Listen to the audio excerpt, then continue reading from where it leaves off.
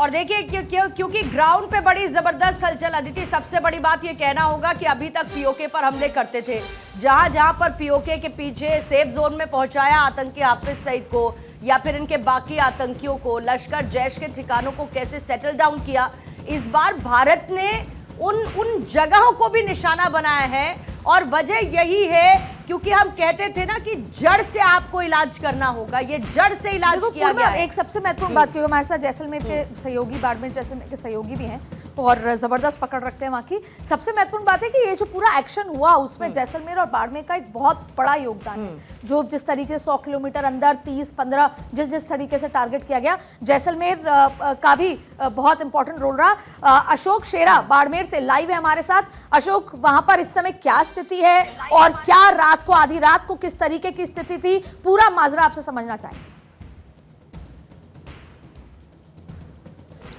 बिल्कुल, जिस दिन प्रधानमंत्री नरेंद्र मोदी ने बिहार में एक बात कही थी कि जो बदला लिया जाएगा उसकी कल्पना भी आप नहीं करोगे, जो पाकिस्तान को साफ शब्दों में संदेश दिया था, उस संदेश के बाद इस क्षेत्र के लोग जो भारत और पाकिस्तान की सीमा पर सटे हैं और हमेशा से ही जो हमारे प्रहरी हैं उनके साथ कंधे से कंधे मिलाकर देश भावना की जो एक उनमें एक अलग से ललक रहती है, वो लोग एक उम्मीद के साथ हमेशा हर रात सोते थे कि सुबह जब हम उठेंगे तो एक नया मैसेज, एक नई खुशखबरी हमें मिलेगी। और आज वही सुबह थी, क्योंकि रात को ये देर रात हमला हुआ और सुबह जब लोग उठे ही थे, हालांकि अभी तक ज्यादा समय नहीं हुआ है, और जैसे ही लोग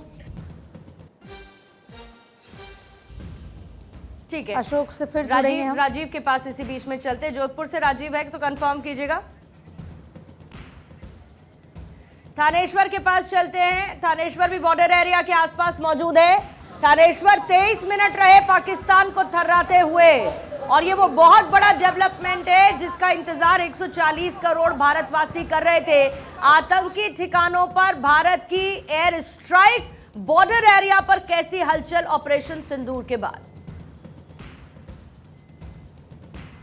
देखिए, बिल्कुल ठीक कहा आपने। भारतवासी, हर भारतवासी इस दिन का इंतजार कर रहा था कि अब आर पार की लड़ाई हो जानी चाहिए। अब हो गई है तो हर भारतवासी चाहता है कि जिस तरीके पहले फेज का अटैक किया गया, अब सेकंड फेज भी करके इसको जल्द से जल्द खत्म कर देना चाहिए। जिस तरीके से ऑपरेशन सिंदूर नाम दिया गया, सिंदूर अपने आप में एक इंपॉर्टेंट नाम दिया गया इसको, क्योंकि भारत जब भी अटैक करता है ज्योतिषीय गणना और कहीं ना कहीं सारी धर्म के हिसाब से करता है। सिंदूर का मतलब होता है कि सिंदूर लाल इसलिए इसका ऑपरेशन सिंदूर रखा गया क्योंकि पहलगांव में जो हमला हुआ था, उस हमले में बहुत सी महिलाओं ने अपना सिंदूर खोया था। उनकी महिलाओं का जो सिंदूर खोया था उसका बदला लेने के लिए इसका नाम ऑपरेशन सिंदूर रखा गया। साथ ही साथ इसकी डेट बहुत इंपॉर्टेंट है। आज 7 मई है। 7 मई यानी कि नवदुर्गा के अंदर 7 मई 7वीं कालरात्रि महामाया का नाम कहा जाता है, जिसने राक्षसों का संहार किया था। जब दुर्गा पुराण में साफ शब्दों में लिखा हुआ है कि जब राक्षसों का आतंक बढ़ गया था, यानी जिस तरीके पाकिस्तान का आतंक बढ़ गया था, तो मां दुर्गा ने रात के समय अटैक किया था, राक्षसों ने अटैक किया था, तो मां दुर्गा ने उनका सफाया किया था। उसी तरीके भारत ने रात को 1:20 में बिल्कुल दुर्गा पुराण में लिखे अनुसार मां काली के ने जिस तरीके से सफाया किया था, उसी तरीके इनका सफाया करना शुरू कर दिया। बॉर्डर पर हलचल बहुत ज्यादा बढ़ी हुई है।